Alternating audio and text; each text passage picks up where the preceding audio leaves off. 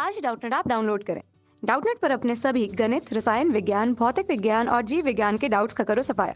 बस प्रश्न की फोटो खींचो, एक ही प्रश्न को क्रॉप करो और तुरंत वीडियो सोल्यूशन पाओ। अभी डाउनलोड करें। प्रश्न है, विद्युत चुम्बकीय तरंग से क्या तात्पर्य है, इसका मूल स्रोत क्या है तथा प्रयोगशाला में इसकी उत्पत्ति किस प्रकार से की जाती है। देखिए, जब हमारे पास क्या होता है, कोई स्थिर आवेश रहता है, ठीक है, तो उसमें क्या होता है, विद्युत क्षेत्र उत्पन्न होता है, ठीक है, परंतु चुंबकीय क्षेत्र उत्पन्न नहीं होता है। पर हम इसको जब क्या करते हैं, जब समय के साथ क्या करते हैं, इसको गतिमान करते हैं, ठीक है, तो गतिमान करने से क्या हो जाता है, ये गतिशील आवेश हो जाता है, ठीक है। तो गतिशील आवेश में क्या होगा, गतिशील आवेश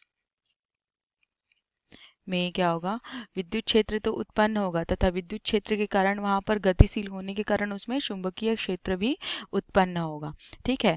उसी प्रकार अगर हम क्या करते हैं, मान लो हम कि कहीं पर किसी चालक में विद्युत धारा का प्रवाह करते हैं, तो यहाँ पर भी क्या होगा, चुंबकीय क्षेत्र विद्युत क्षेत्र उत्पन्न हो जाएगा तथा इस विद्युत क्षेत्र के कारण क्या हो जाएगा, इसके चारों तरफ चुंबकीय क्षेत्र उत्पन्न होगा। उसी प्रकार अगर कहीं पर मान लो अगर हम चुंबकीय क्षेत्र उत्पन्न कर रहे हैं, तो उसके कारण क्या हो जाएगा, चुंबकीय क्षेत्र उत्पन्न होने के कारण क्या हो जाएगा, विद्युत क्षेत्र उत्पन्न होगा। अर्थात इसका मतलब क्या है, जो चुंबकीय क्षेत्र है वो क्या है, विद्युत क्षेत्र की उत्पत्ति का कारण है तथा विद्युत क्षेत्र क्या है, चुंबकीय क्षेत्र की उत्पत्ति का कारण है।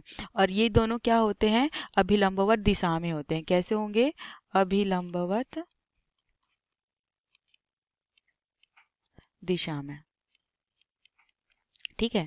मान लो जैसे कि कोई तरंग संचरित हो रही है, ठीक है, एक्स अक्ष में, तो जो है चुंबकीय क्षेत्र और विद्युत क्षेत्र किस प्रकार से रहेंगे, इसके अभिलंबवत दिशा में, अर्थात वाई अक्ष में हमारा क्या हो जाएगा, विद्युत क्षेत्र हो जाएगा तथा जेड अक्ष में हमारा क्या हो जाएगा, चुंबकीय क्षेत्र हो जाएगा, ठीक है। दोनों क्या रहेंगे, अभिलंबवत दिशा में रहेंगे तथा तरंग संचरण की दिशा के अभिलंबवत होंगे तथा ये इसको हम इस चित्र से समझते हैं। आइए देखिए, इस चित्र में हमें विद्युत चुम्बकीय तरंगें दिखाई हुई है, ठीक है। यहाँ पर क्या है, जो हमारी तरंग है वो क्या है, विद्युत क्षेत्र तथा चुंबकीय क्षेत्र के चावक्रीय दोलनों से बनी हुई है, जिनकी आवृत्ति एक समान है तथा इनके तरंग संचरण की दिशा क्या है, एक्स अक्ष की ओर है तथा यह क्या, v वेग से आगे बढ़ रही है, ठीक है। और ये जो यहाँ पर ये जो विद्युत क्षेत्र है वो क्या है, चुंबकीय तरंग की दिशा के अभिलंबवत है, यहाँ हरे कलर से दिखा रहा है। यहाँ पर ई नॉट क्या है, चुंबकीय क्षेत्र का आयाम है, उसी प्रकार यह विद्युत क्षेत्र का आयाम है। उसी प्रकार यहाँ पर क्या है, बी जो है वह क्या है, चुंबकीय क्षेत्र अभिलंबवत दिशा में है, काले रंग के जावक्रीय दोलनों से यहाँ पर प्रदर्शित है, जो क्या है, एक्स अक्ष के अभिलंबवत दिशा में है तथा इनका अधिकतम आयाम क्या है, बी नॉट है, ठीक है। अब ये तो हो गया हमारा चुंबकीय क्षेत्र। अब हम यहाँ पर अगला हमारा प्रश्न क्या देखा था, हमने यहाँ पर समझा कि विद्युत चुंबकीय तरंगें क्या होती है तथा इनके मूल स्रोत यहाँ पर क्या दिख रहा है हमें, इनके मूल स्रोत जो है वो क्या है, त्वरित आवेश, ठीक है। इनके मूल स्रोत क्या है, त्वरित आवेश, क्योंकि स्थिर विद्युत आवेश जो है केवल उससे क्या होता है, विद्युत क्षेत्र बस उत्पन्न होता है, चुंबकीय क्षेत्र उत्पन्न नहीं होता है।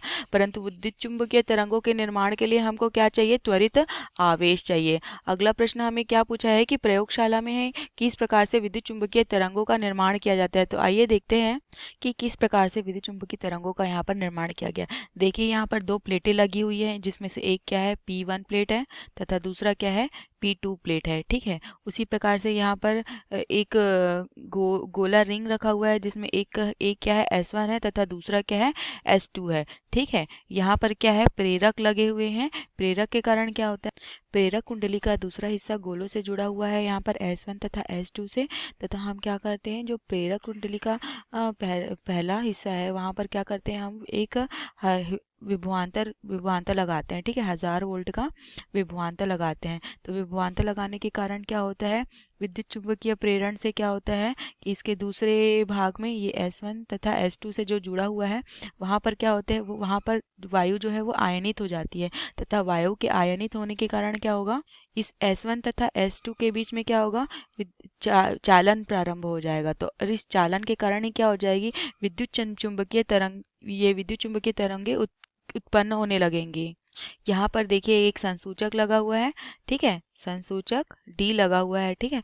होगा क्या, यहाँ यहाँ पर की जो है वायु आयनित होने के कारण यहाँ पर क्या होगा, विद्युत चुंबकीय प्रेरण के कारण चालन होगा, तथा चालन की वजह से क्या होगी, विद्युत चुंबकीय तरंगे उत्सर्जित होने लगेगी, तथा विद्युत चुंबकीय तरंगे उत्सर्जित होने के कारण जो विद्युत क्षेत्र होगा कैसा होगा, वह परिवर्ती विद्युत क्षेत्र है, ठीक है, परिवर्ती विद्युत क्षेत्र है, तथा इस परिवर्ती विद्युत क्षेत्र के कारण क्या होगा, परिवर्ती चुंबकीय क्षेत्र उत्पन्न होगा। यहाँ पर देखिए परिवर्ती विद्युत क्षेत्र लाल रंग से दिख रहा है तथा परिवर्ती विद्युत क्षेत्र जो है वह नीले रंग से दिख रहा होगा।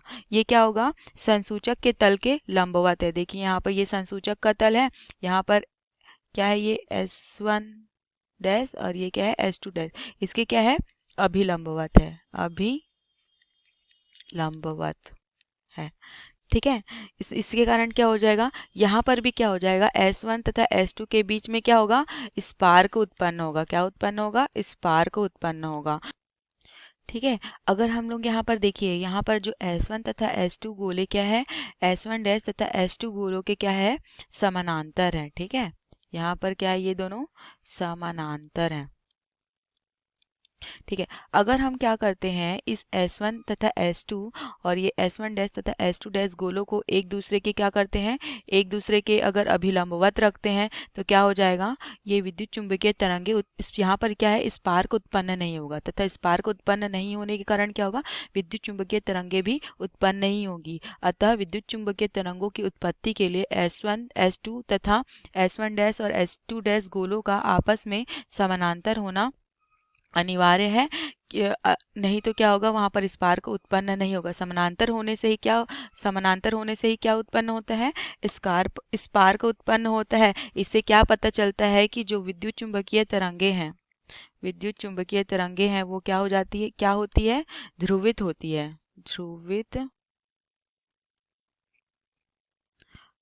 है। इस प्रकार से हमने देखा कि किस तरह से प्रयोगशाला में विद्युत चुंबकीय तरंगों की उत्पत्ति हुई। यही हमारे प्रश्न का उत्तर है। धन्यवाद। कक्षा 6वीं से 12वीं से लेकर नीट, IIT, जेई वो एडवांस के लेवल तक 1 करोड़ से ज्यादा छात्रों का भरोसा। आज ही डाउनलोड करें डाउटनेट ऐप या व्हाट्सएप करें अपने सारे डाउट्स 8400 400 400 पर।